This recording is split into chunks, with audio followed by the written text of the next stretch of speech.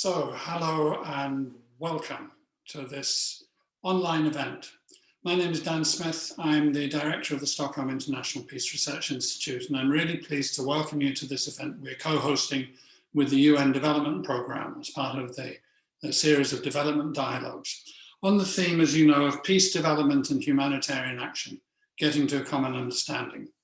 I'm going to spend a couple of minutes now just setting out what I see as being some of the key concerns for this, and then we're going to go straight into the conversation, first of all with some remarks from the Swedish State Secretary, Jillian Triggs.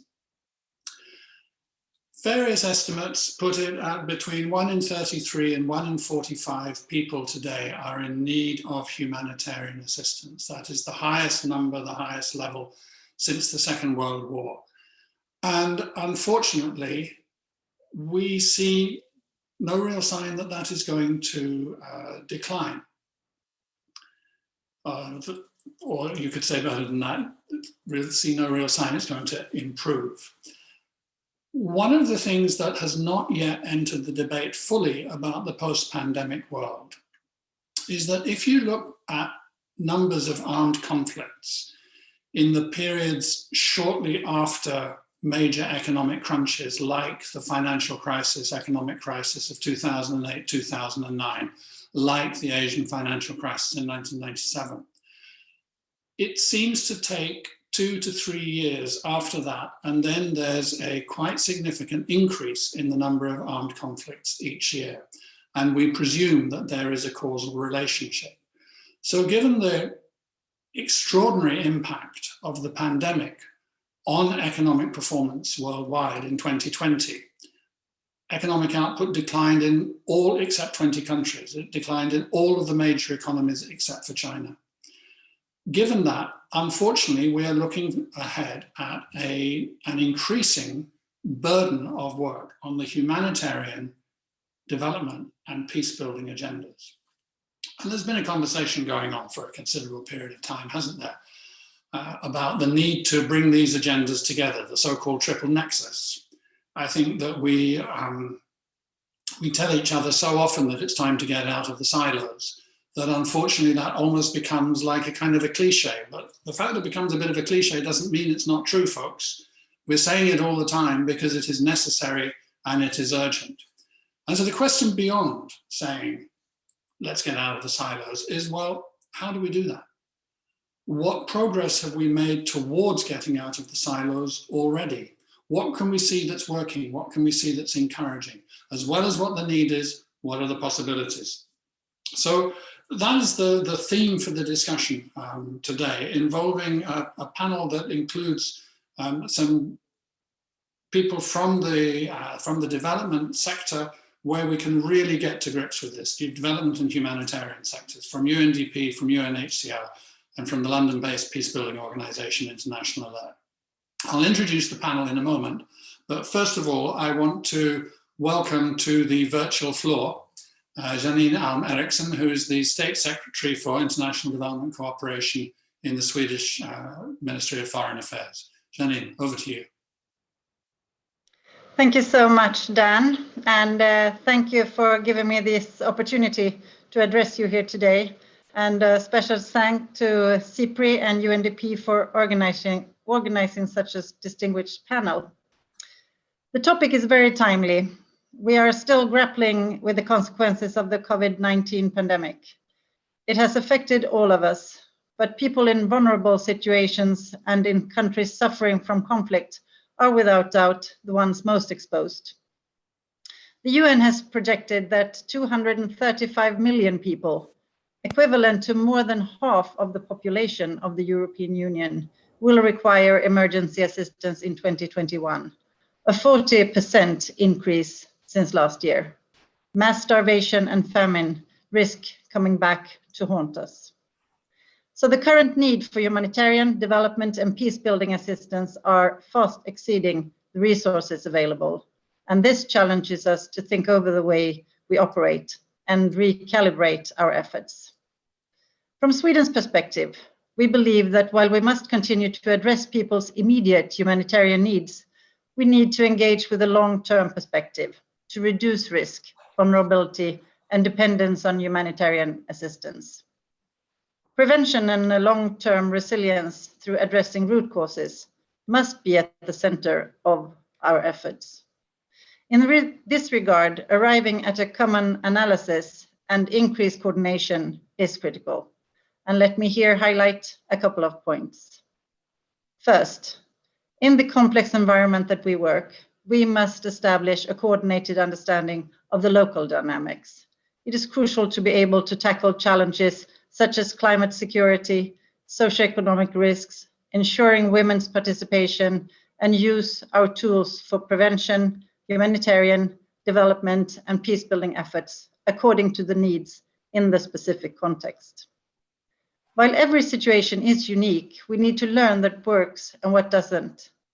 Close cooperation with the host government and civil society is key. Local actors must be involved in early warning, identifying tensions, threats, and social mobilization.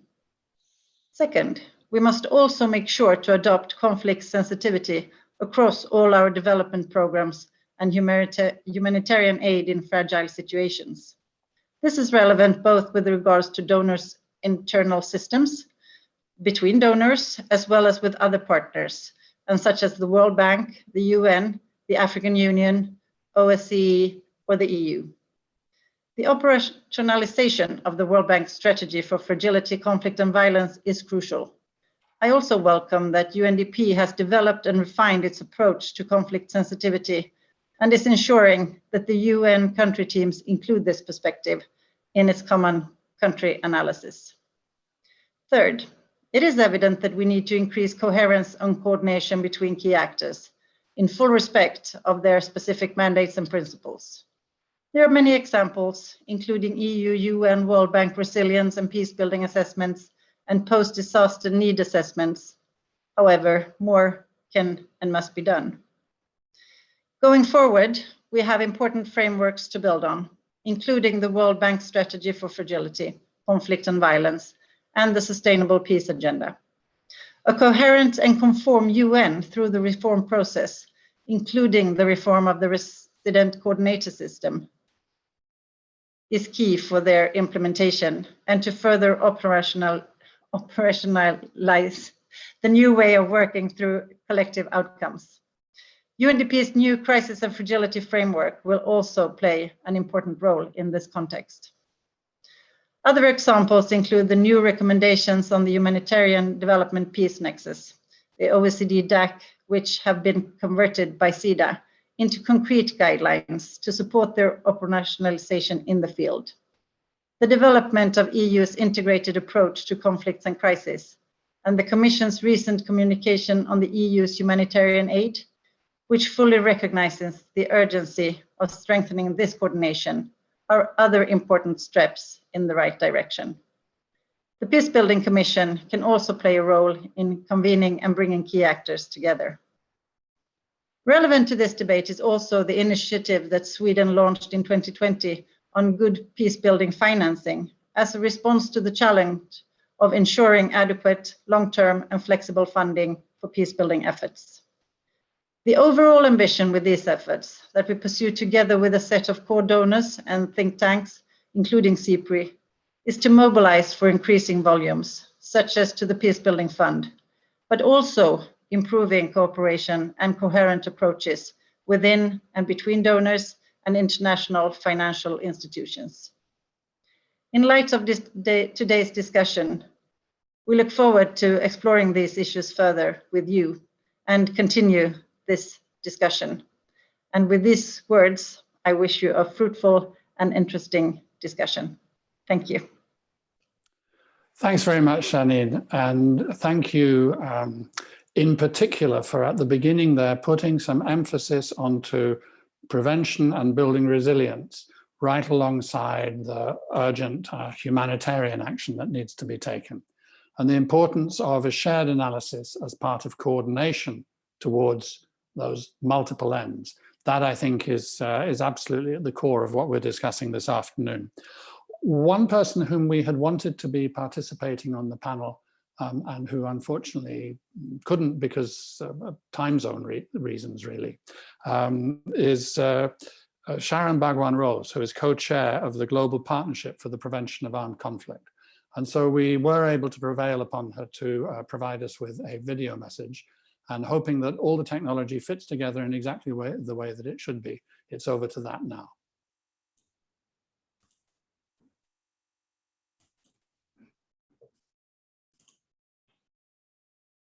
Greetings from the Pacific and all protocols observed. Based on our lived experience, GPAC Pacific has been pioneering the local action around the peace development humanitarian nexus. We see the following as critical steps to advance joint analysis. 1, it's critical to shift away from political strategies that perpetuate military responses and the securitization of the climate crisis. We need to advance a human security agenda rooted in inclusive multi-stakeholder partnerships.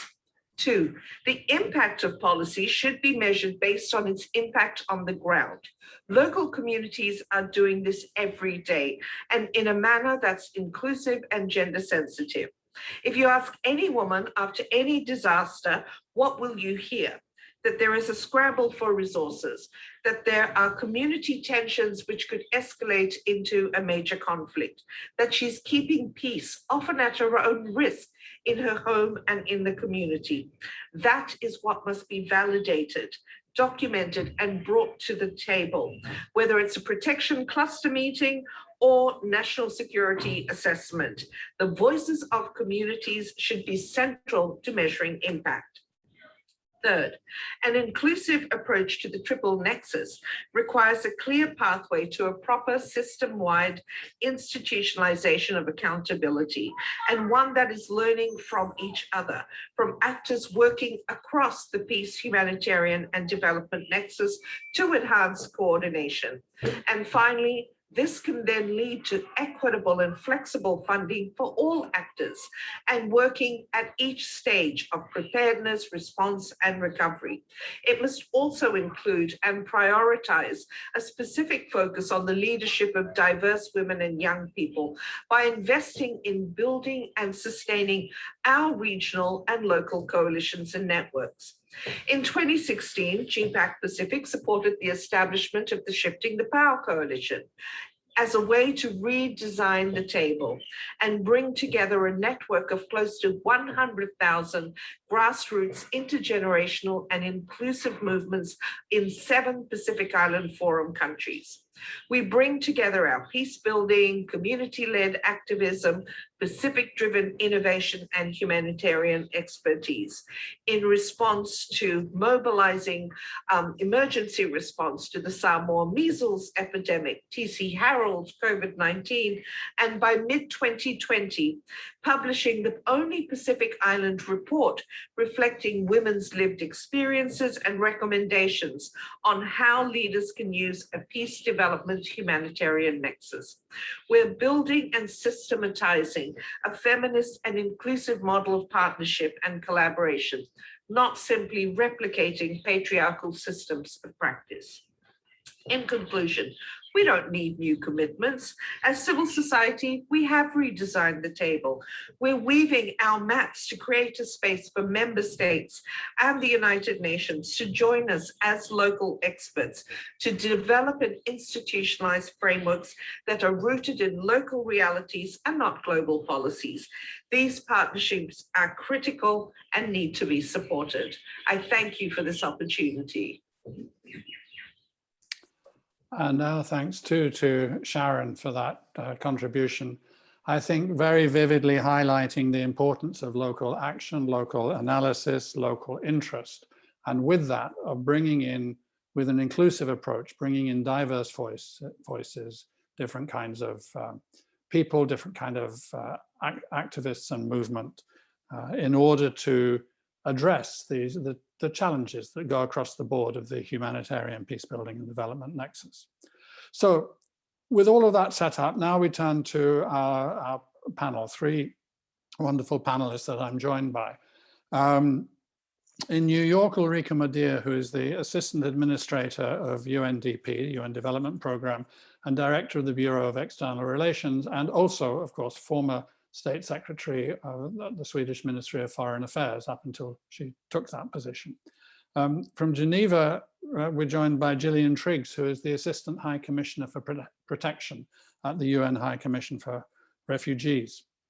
And from Nigeria, we're joined by Wangari Wanjao, who's the Nigeria Country Director for International Alert, the London-based peacebuilding organization. So I want to start with Ulrika for about 5 minutes, and then turn to Jillian, and then to Wangari. And then we are hoping that we will be receiving some questions. I'll ask a question from the audience at some point, also probably a couple of follow-up ones of my own. Now, Ulrika, UNDP has really been at the forefront of trying to grapple with this intersection of the different issues, the meeting points of the silos, where the metal cans clash together, right? And yes, you've been part of leading the global effort to ensure that action in these three areas is more coherent and coordinated. So what do you see as signs of progress, and what do you think are the key requirements for translating the commitments that we know about into action? Thanks, Dan. I think you will hear a choir singing on the same song sheet here today. But hopefully, I think we need to raise our voices even more. And as was said here, we don't need new commitments. We need to look at the local realities and the local solutions. And hopefully this is what we are doing also as part of a joint discussion on behalf of UNDP. We believe really that we need to ask ourselves in this time, and I'll come back to that because it's a really critical time, as we know, and you spoke about that in the very beginning. I mean, we see the socioeconomic crisis unfolding in parallel to the health crisis, and certainly UNDP leading on that socioeconomic assessment and response, the technical support for that on behalf of the UN system. We can see what you were alluding to, the risks then unfolding with regard to increasing conflicts. We need then to ask ourselves, not only what can we do, but what can we do differently, and how can we implement these commitments that we have made.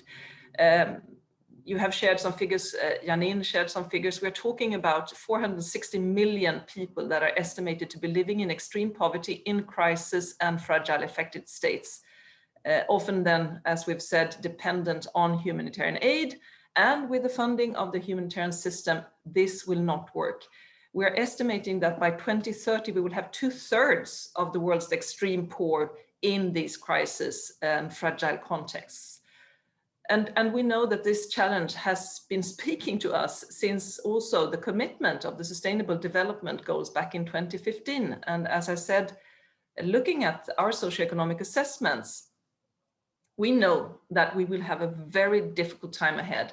And we also have a situation where we see development finance drop, the foreign direct investments, the remittances, ODA. So here we need to get our act together.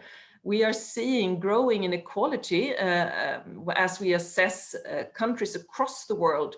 We see this coupled with the youth bulge. We see the gender equality that was spoken to, and not least also a broken social contract across the board, also in countries that have been stable before. And these are, of course, as we know, factors leading then to higher levels of displacement, to migration, and to possible violence and conflict. And we are looking at the governance deficits as we look at the response plans now. And we're looking at the transborder rivalries and tensions, and the peace operation withdrawals with Afghanistan, of course, case in point that we have come to know and need to plan for. We see how social tensions and lack of access to justice, the human rights infractions, and the information pollution, the hate speech that has been spreading, the infodemic that has been evolving alongside with the pandemic. And then, of course, as we know, this feeding into increased extremism that erode the rule of law and destabilize societies and even whole regions.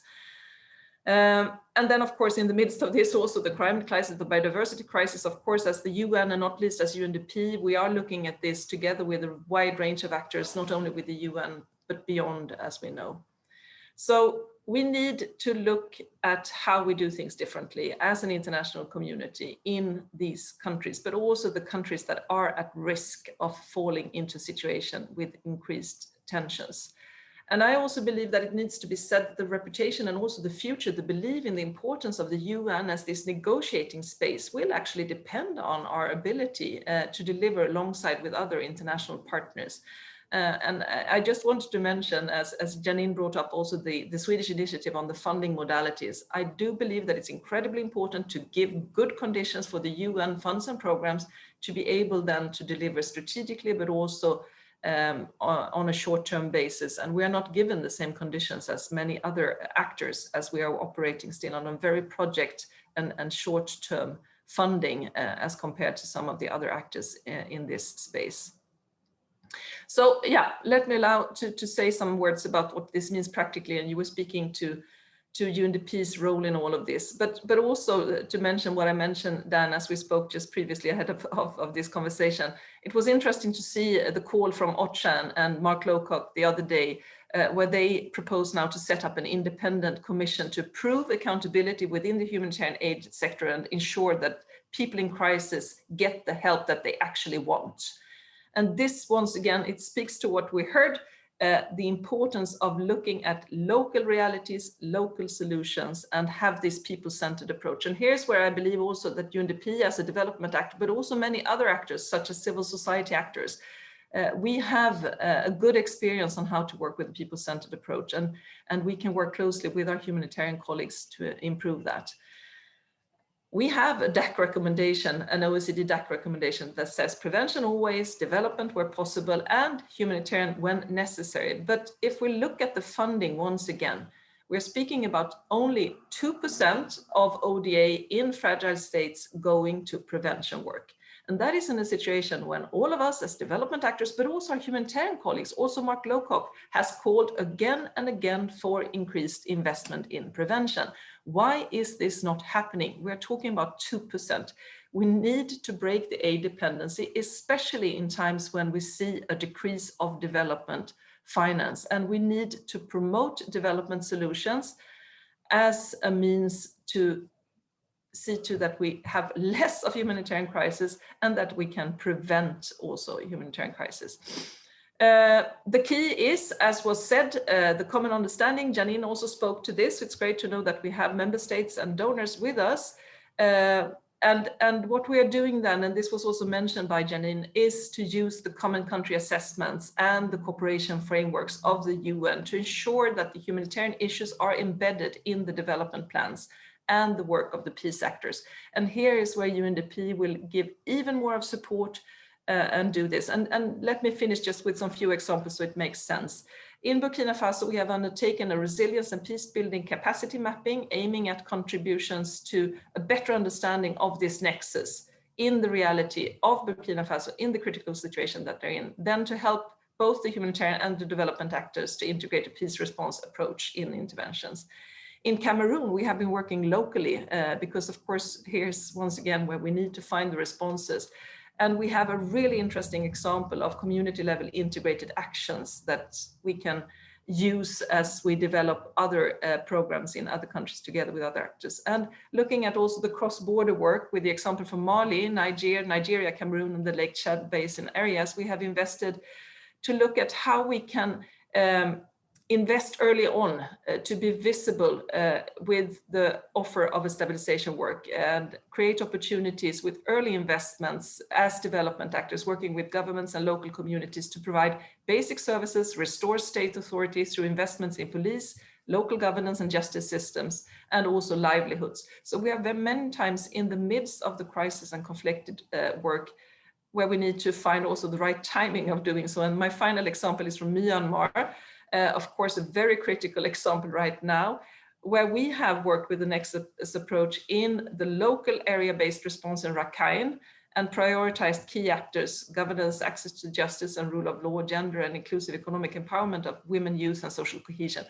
The coup, of course, provided a setback to all of us as development actors, but now we need then to rethink how can we, even in a country and situation like Myanmar, do things differently and also plan to do things differently to see to that we uphold also the local structures of resilience building as a case of work in a really difficult situation. Just finally, to say that we're also offering on behalf of the UN system, but this is our task to do so, different tools. There are a lot of toolbox, but we have an interesting Nexus knowledge platform that I would like you to look closer into. We're also developing a Nexus Academy, and here's something I believe is interesting, because I have found, as I have moved in different roles, working for civil society, government, and so on, that we also, as development practitioners, we very much identify ourselves as humanitarian aid workers or development workers and so on. And of course, UNDP looks at systems solutions to accelerate the implementation of the Sustainable Development Goals. We need to break the silos, and you spoke to this. So I think the Nexus Academy can be an interesting academy. And we have also a dedicated exchange and help desk to really, well, use and make use of the tools, but also the best practices. UNDP is present in 170 countries and territories, and we need to use the examples of UNDP, but also our partners, because we are not in this alone, but working very much in coordination with UN funds and programs, but also the development banks and other actors. Yeah, I hope a quick overview, but I'll get back in the discussion. Thanks, Dan. Thank you very much, Ulrika. Yes, you will. And thank you for finishing with the idea of the Nexus knowledge platform, knowledge academy, I think is obviously important. But earlier on, you had a number of points which I just want to pick out, so to make sure that we've kind of flagged them properly for ourselves. The proposition made by Mark Lowcock on behalf of Unhcr for this International Aid Impact Commission, a kind of international version of what the UK introduced some 10 or 11 years ago, the ICAI, the Independent Commission on Aid Impact. This point that you made about only 2% of the spending is on prevention. I mean, that's kind of crazy. That means we're spending an awful lot on medical treatment and not nearly enough on public health, just to give the metaphor. And I think also then concretely, this business of shared analysis and using the common country assessments in order to be able to achieve that. So thanks very much for kind of pointing those things out. I'll move on now to Jillian Triggs, the Assistant High Commissioner for Protection at UNHCR. And Jillian, just focusing in a little bit more narrowly, though of course you can paint the broader canvas as the background as you want within the kind of the approximately 5 minutes you have. But UNHCR and the World Bank have got this joint data center on forced displacement, which you launched some, what, 18 months ago or so, October 2019, focusing on strengthening data systems, filling data gaps, analytical gaps and knowledge gaps, and trying to strengthen country level systems in terms of knowledge on refugees and displaced persons. One of the things which I would like you to take into your account in your remarks, if you can, is some sort of idea for the rest of us of how is this looking? Do you feel this is making a difference, has got the potential to be making a difference?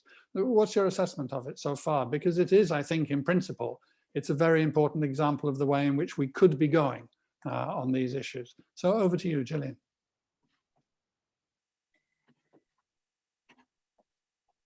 Well, thank you, Dan, and thank you everybody for all of these remarks from the Minister, Ulrika, and others. It's a pleasure to be part of this discussion, and particularly to answer your question, Dan, because data has become absolutely vital to our work. And of course, as a former lawyer, data and evidence has always been important. But we now are much more conscious at the UN Refugee Agency that we need that evidence and data to inform our work, not only because it enables us to do our work more effectively and to meet the needs of joining up our humanitarian work with development work, but also, frankly, because our donors and civil society and the people we're accountable to, the people we serve, are demanding much more evidence that what we're doing and the funding we're receiving is actually having an impact. And so we have a very clear interest in advancing work on data and on evidence, and particularly through partnerships. There's a very strong convergence between the purposes of the Global Compact on Refugees, which provides us with our blueprint, really, and the development nexus. And that's in particular with regard to protracted crises that we're seeing and mitigating the impact of forced displacements. For example, we now have something like 50 million people forcibly displaced within their own countries, and well over 80 million, closer to 85 million people generally across the world, including refugees, asylum seekers, and so on, not including the unknown millions of stateless people who are suffering in the current environment. So in order to meet the objectives of the Sustainable Development Goals, but in our terms, the Global Compact, we need access to this evidence to inform our work. But before I precisely answer your question, Dan, about the work, the initiative with the World Bank on the Joint Data Center, I'd just like to explain a little bit about UNHCR's work, because of course we are a humanitarian agency and we respond to emergencies with practical protection, with temporary housing kits, with bars of soap, with cooking equipment, access to clean water and hygiene kits. We've got 520 field offices in 139 countries. It means that we have a very strong emergency response, but we are well aware that we serve people in need of protection if we move beyond emergencies to self-sufficiency, and that means development. It means working with partners. That means, of course, the financial institutions, the private sector, local communities, and they've already been stressed, is absolutely fundamental. Cities, local mayors, faith-based groups, and of course, the NGOs who are such strong supporters. So emergency humanitarian assistance is not a long-term response. Of course, it's important, but we know we need to begin planning in the emergency for development. We can't say, well, we'll wait till the emergency is over and then we'll start to think about development. We need to integrate that investment in development much earlier. And perhaps if I can give you an example, I've recently, just in the last 3 weeks, returned from Mozambique with my colleague, who is the Assistant High Commissioner for Operations. So we've got protection and operations working together. But we're there, we've got 1 million displaced people and refugees, some of them seeking protection in Tanzania, but most within the country. But of course, when you know a little bit more and you put it in context, you understand that this horrific humanitarian crisis, where we are trying to provide housing units and soap and water and so on, the root causes have to be addressed.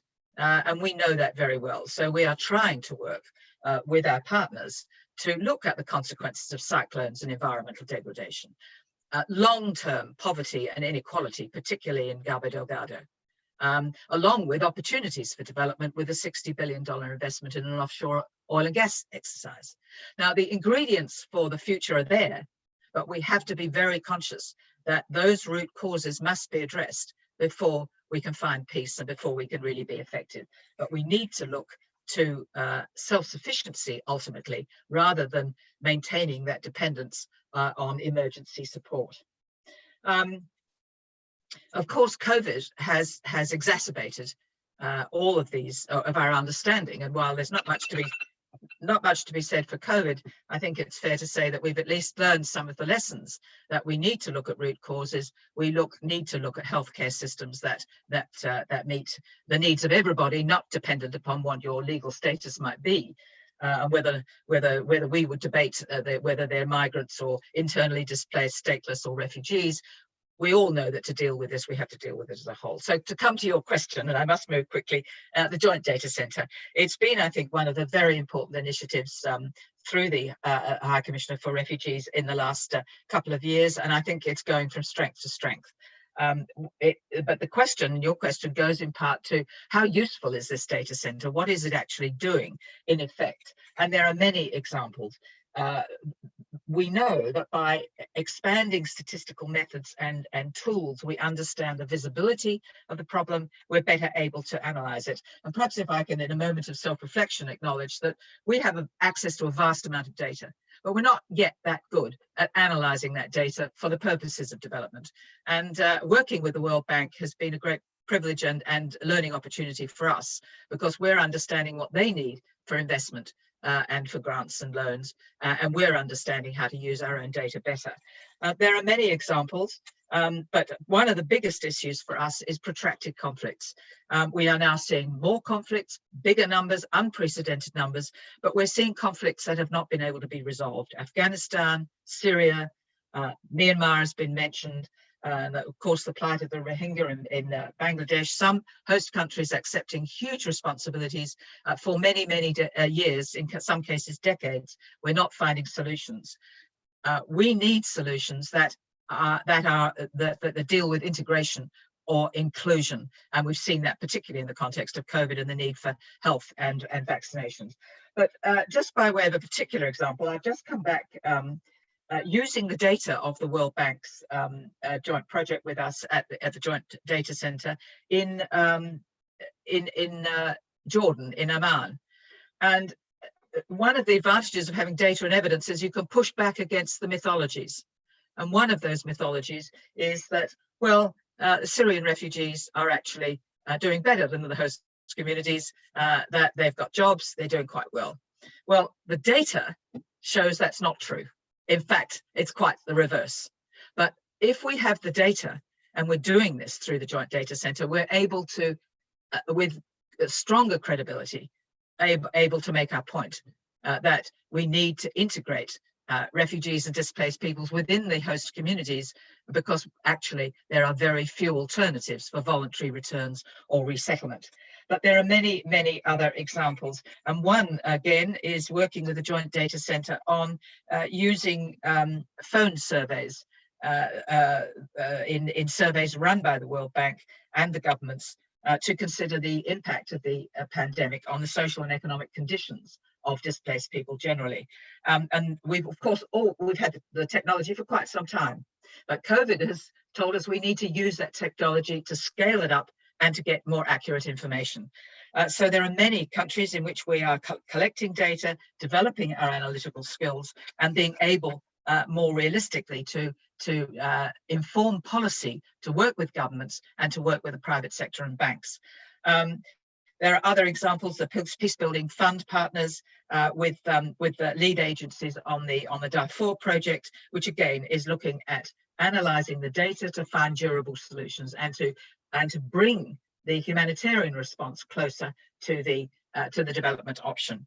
And may I make one final question, because I know I'm out of time. One of the advantages of working with this better data is that we're better able then to ask for donations from our major interlocutors and stakeholders. We're working with the OECD on their official development assistance. And of course, we are hoping to join the DAC, meet the DAC recommendations, so that we're able to assist with ensuring that donation of 26 billion a year through the OECD funds is used most effectively on prevention and improving that 2% figure that's already been mentioned.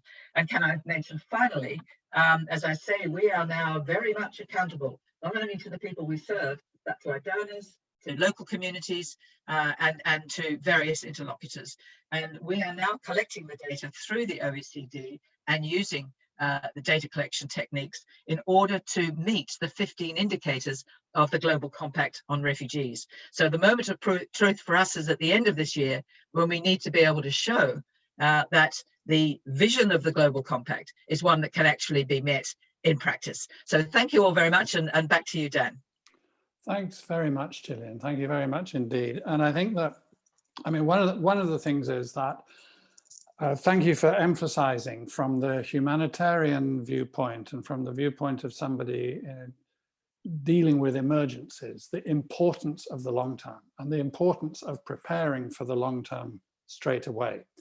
And then, of course, from my point of view as running a research institute, thank you for emphasizing the role of data in developing the contours that lead us towards durable solutions. I want to move right along now to Wangari Wanjao, who's the country director for International Alert in Nigeria. Wangari, if you can put your camera, yes, hi there. So from your perspective, working in Nigeria for Alert, which is a peace-building NGO, where you've been which has been working for several years in Nigeria now, tell us about your experience and what you feel about the importance of the role of sharing information. Have you seen it bring the actors together, the humanitarian, peace building and development actors? What do you think needs to change among actors and donors in order to get more effective joint work? And so, hello everybody, thank you so much for the opportunity. So yes, I'll just build on a lot of what rhetoric has come in from my colleagues. In Nigeria, in the last 3-4 years, we've seen a lot of important investments and coordination on joint data sharing and analysis.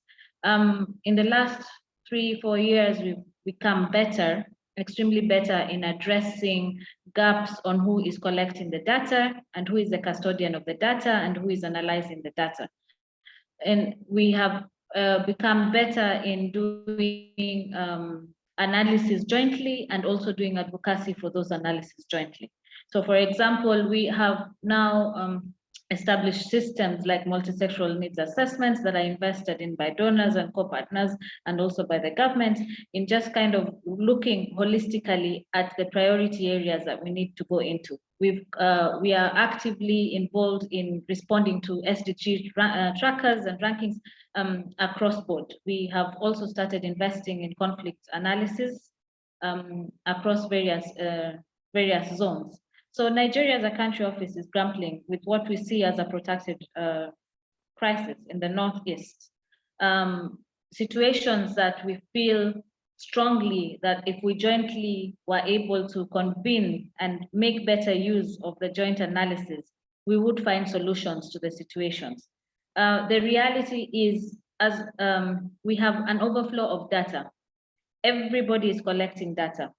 And with globalization, with access to information being a click away, we have experts from across the globe. We have examples from across the globe.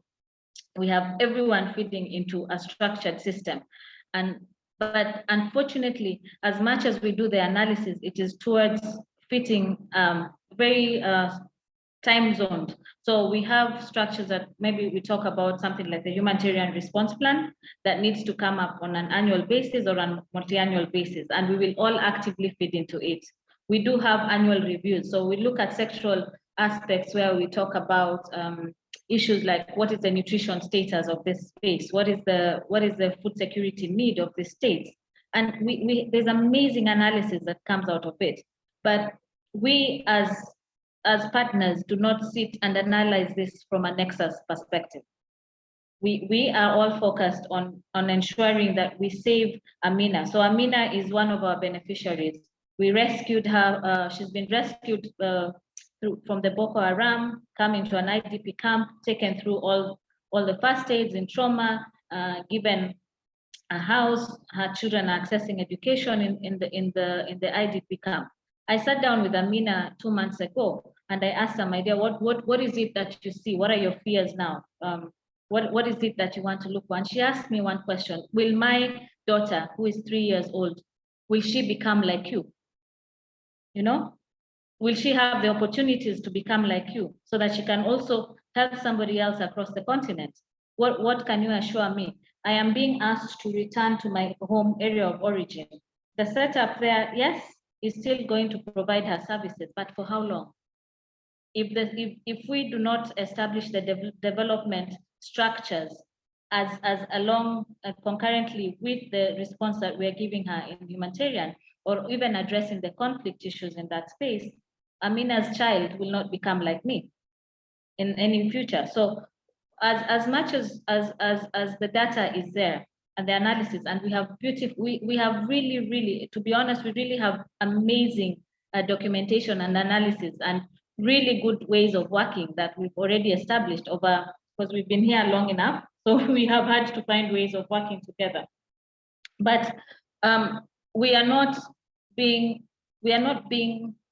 risk takers. We are not being ambitious enough. We are not jumping off the cliff. We've reached the cliff. We know the river is there. We are not jumping in to see how deep it is. We are still analyzing how deep it is from the surface. So we need to together jointly come in and say, what are the priority areas? We are conscious that the local context has to be built. We are conscious that this local civil societies will have to take over. But are we really targeting who is the responsible owner of this crisis? Or who is the responsible solution provider? Are we providing them with the capacity and the investments needed? So for example, we have existing social protection systems that are doing amazing work in the development sector. Can we borrow those systems to do the humanitarian work? Are these guided by a conflict analysis? So how does all this data come in, and who ends up being the custodian for this process? So that's one of the challenges. The other challenge is I go talking to a donor and I talk to different arms. I talk to a humanitarian person and I talk to a development person, just to get investment for Amina and her family, right? So I have to talk to somebody and explain, I need to save Amina's life in the next 6 months. Then I have to talk to somebody else to explain that I need to provide Amina's children with education and peace, but coming from the same pot. Yet the analysis we all receive is the same aspect. So how do we challenge those systems, and how do we just say, let's go together? In terms of peace building, we've seen we track peace. We've been tracking peace for a long time across. We all know the triggers. We all know that as Dan started at the beginning, conflicts have most of the humanitarian crisis we have right now are conflict-based. We do have solutions. We have tested processes. But who is investing in these processes? The peace space, the space for peace actors come in when there's a push towards conflict-sensitive programming, or there's a push towards finding peace dialogues between communities. It is very small within the peace space that we are working with. It's very small. It's factored around ensuring that Amina and her neighbor are working together. Amina and the host community are safe.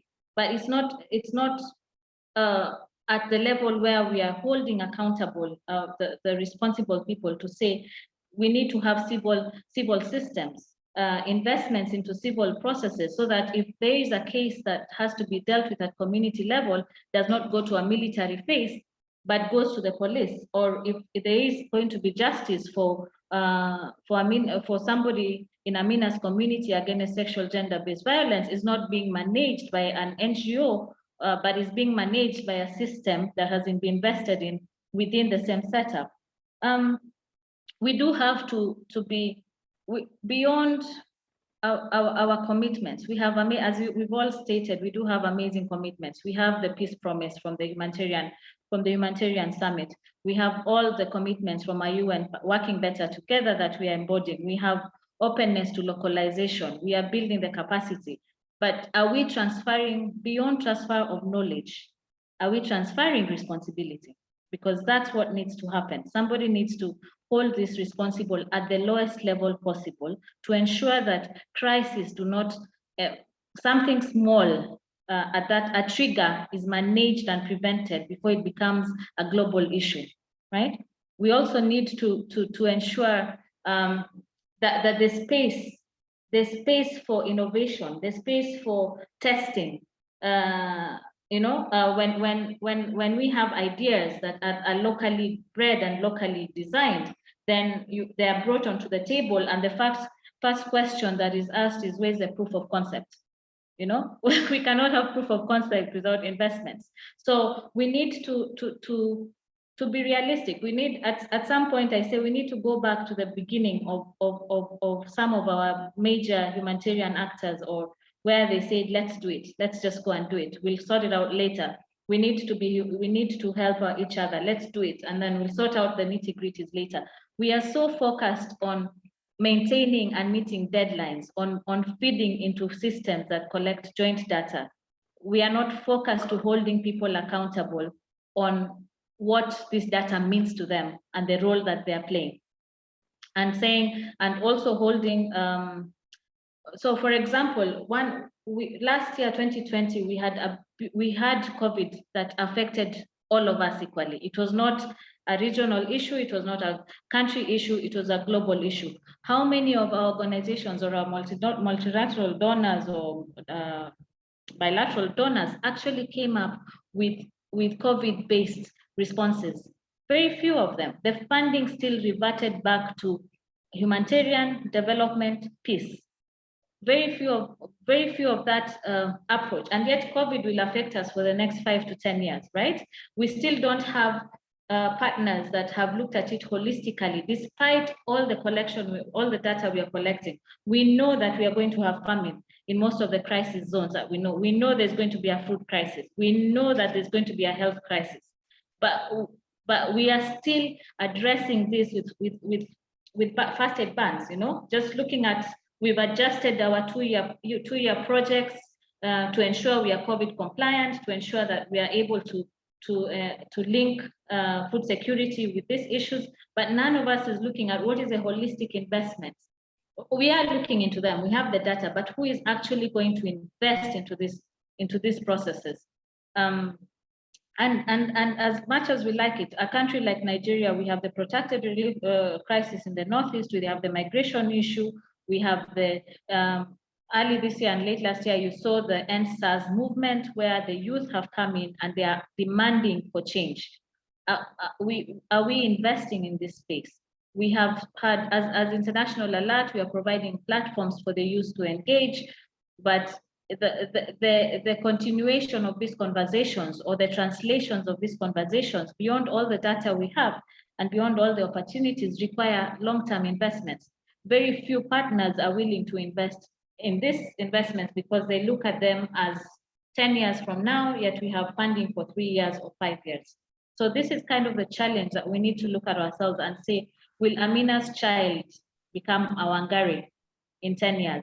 Because of the decisions we made now, because we were able to be risk takers and we were able to challenge the systems and just say, let's do it. A lot of what we are doing now came about because 2 or 3 people, organizations were brave enough to say, let's do it. Let's just do it and see how it goes. And yeah, so thank you so much for that.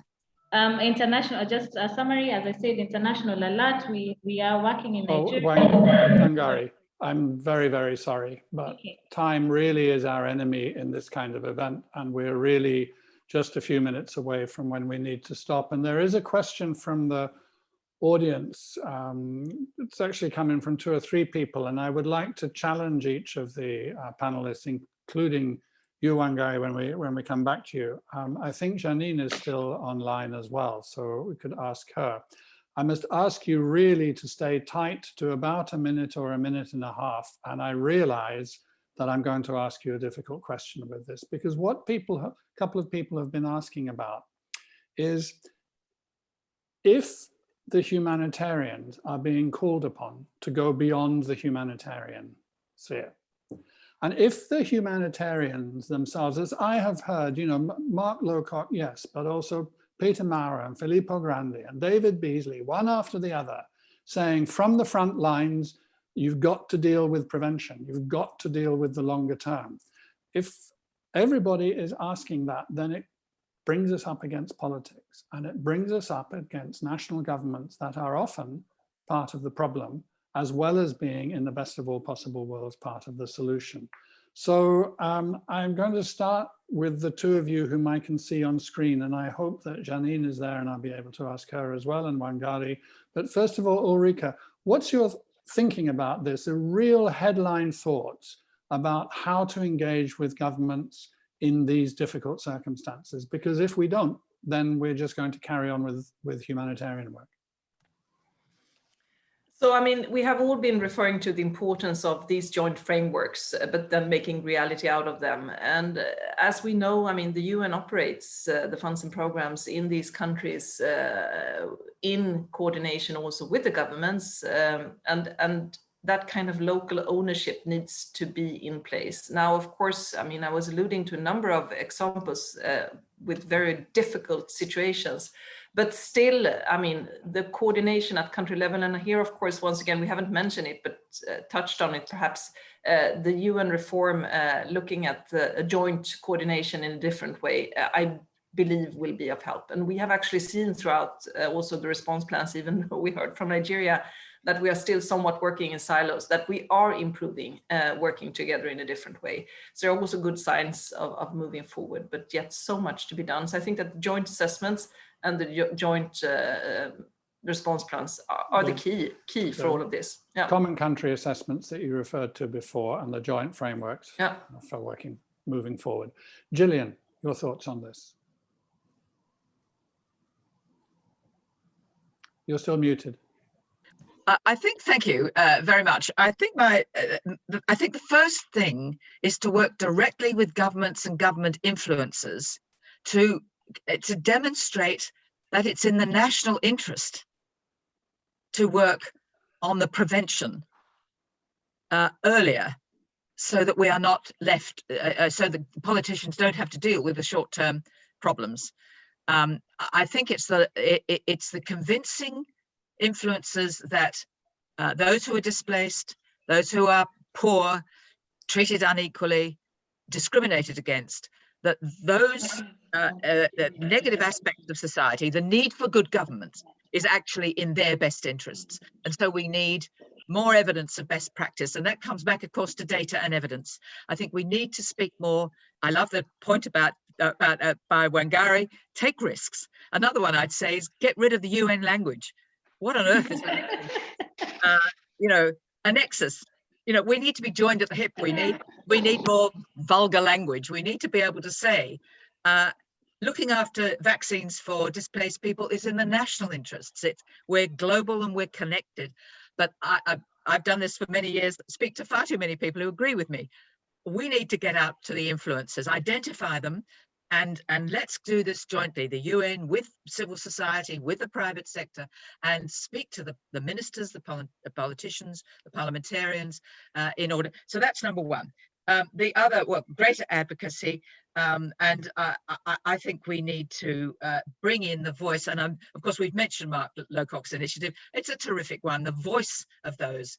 We need to listen to that voice, and COVID has shown us that local voice and local commitments is one we need to integrate in persuading the influencers.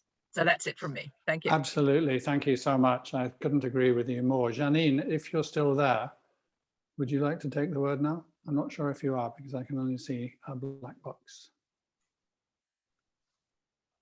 I think maybe not. Wangari, why don't you jump in? Janine can bring herself up if she's there. Wangari, what are your thoughts about this? As I said, just headline thoughts, 1.5 minutes, no more, on this issue of essentially having to deal with the government, even if the government is in some ways problematic. So the first thing, we recognize that the government is a representation of the community and the people. So their onus should be in responding to what the community needs. So the first thing I think is for us to invest heavily in the capacity of the community to hold their governments accountable and to be able to challenge their governments. Secondly is a value proposition. What is the value add for this system?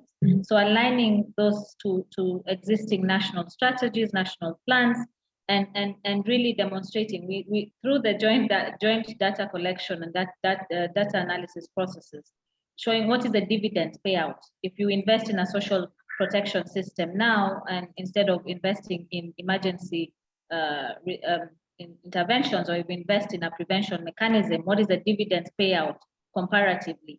And thirdly is also just holding each other accountable, tracking those accountability measures very effectively, and not just doing it by providing very beautiful graphs and pictures, but holding them accountable in terms of what is the payout if this don't happen. Yeah. Thank you. Thank you so much, and thank you all. We're coming to the very end now. I want to thank the panelists. I want to thank the online audience. Thank you for the questions. I'm afraid that we became so wrapped up in time that we weren't able to address them all. As always, you have the sense that this conversation needs to go on more. But I think that key things coming out of here are, as so often, if we're going to undertake intelligent action, especially with a long-term approach for which we need a strategic approach, then we have to have the right kind of knowledge. We've heard a lot about having the local level knowledge, and that's absolutely essential. We've also heard, in one way or another, about bringing different kinds of expertise together. This is not just a peace question. It is not just a health issue. It is not just a development issue or a social protection question or an education question or indeed a transport or a sewage question. It's all of them put together. And we need to find ways in which we can link our different expertises and get better and better at that. And I think that partly one of the ways to do that actually is to talk about it. The more we talk about it, the more we think about it, the more likely we are to do it. Please, everybody, do not get fed up with this conversation, because one thing I guarantee you is that if we don't talk about it, we're not going to do it. I think that the emphasis on prevention, that frightening figure that Ulrika came up with early on of the 2% of development spending being about prevention, we have to address that. We've got to think about how to move that further.